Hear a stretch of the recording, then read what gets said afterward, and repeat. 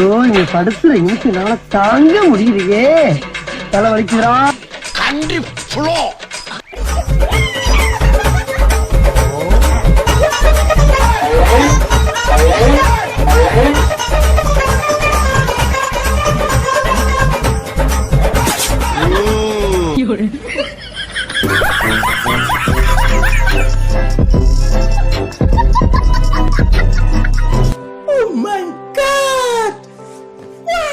பேச்சாடா பேசுன, கொஞ்சம் நெஞ்ச பேச்சா பேசுன. தென்பாண்டி சீமையிலே தேரோடும் வீதியிலே மான் போல வந்தவனே யாரடி கல்லஞ்சக்காரன் அவ்வளவு நேரம் கதறானே, கரையிறானா?